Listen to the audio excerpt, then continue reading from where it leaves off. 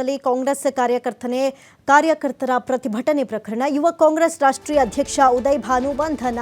ಈತನ ಸೂಚನೆ ಮೇರೆಗೆ ಅವತ್ತು ಅರೆಬೆತ್ತಲೆ ಪ್ರತಿಭಟನೆಯನ್ನ ನಡೆಸಲಾಗಿದೆ ಅನ್ನುವಂಥದ್ದು ಆರೋಪ. ಉದಯ್ ಅವರೇ ಪ್ರತಿಭಟನೆಯ ಮೂಲ ಸೂತ್ರಧಾರ ಅಂತ ಪೊಲೀಸರು. ಇದು ಮೋದಿ ಅವರ ಅತಿರೇಕದ ವರ್ತನೆ ಅಂತ ಒಂದು ಕಡೆ ಕಾಂಗ್ರೆಸ್ ಕಿಡಿಕಾರ್ತಾ ಇದೆ. ಪಟಿಯಾಲ ಹೌಸ್ ಕೋರ್ಟ್ಗೆ ಹಾಜರುಪಡಿಸಿದ್ದಾರೆ ಪೊಲೀಸರು.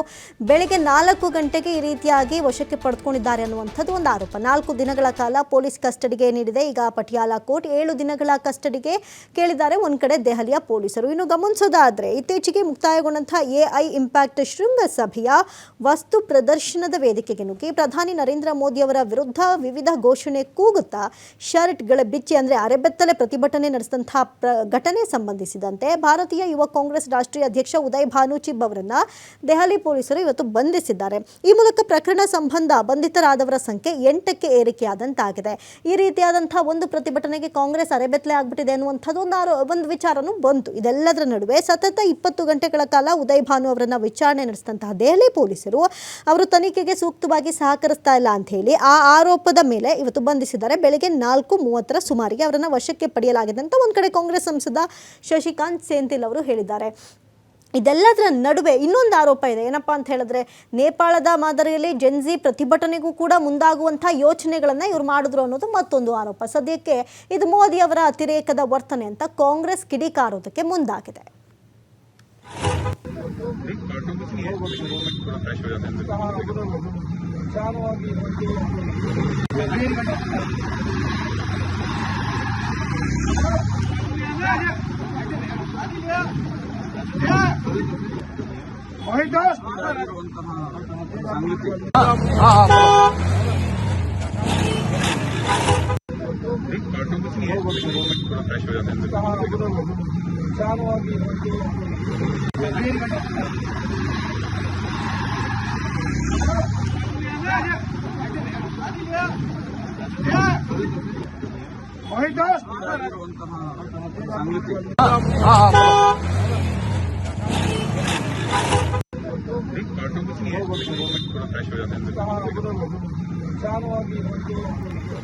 ಇನ್ನು ಒಂದು ಕಡೆ ಇದು ಮೋದಿ ಅವರ ಅತಿರೇಕದ ವರ್ತನೆ ಅಂತ ಕಾಂಗ್ರೆಸ್ ಆರೋಪ ಮಾಡ್ತಾ ಇದೆ. ಪಟಿಯಾಲ ಹೌಸ್ ಕೋರ್ಟ್ಗೆ ಹಾಜರುಪಡಿಸಿದ್ದಾರೆ ಪೊಲೀಸರು. ಅದರಲ್ಲೂ ಕೂಡ ಇಲ್ಲಿ ಗಮನಿಸೋದಾದರೆ ಇತ್ತೀಚೆಗೆ ಮುಕ್ತಾಯಗೊಂಡಂಥ ಎಐ ಇಂಪ್ಯಾಕ್ಟ್ ಶೃಂಗಸಭೆಯ ವಸ್ತು ಪ್ರದರ್ಶನದ ವೇದಿಕೆ ನುಗ್ಗಿ ಪ್ರಧಾನಿ ನರೇಂದ್ರ ಮೋದಿ ಅವರ ವಿರುದ್ಧ ವಿವಿಧ ಘೋಷಣೆಗಳನ್ನು ಕೂಗುತ್ತಾ ಈ ರೀತಿಯಾಗಿ ಅರೆಬೆತ್ತಲೆ ಪ್ರತಿಭಟನೆಯನ್ನು ಮಾಡಲಾಯಿತು.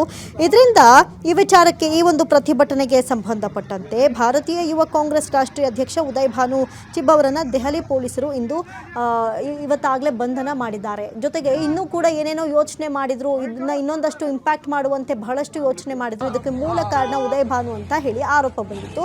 ಈ ವಿಚಾರಕ್ಕೆ ಸಂಬಂಧಪಟ್ಟಂತೆ ಈತನನ್ನ ಇವತ್ತು ಬಂಧಿಸಲಾಗಿದೆ.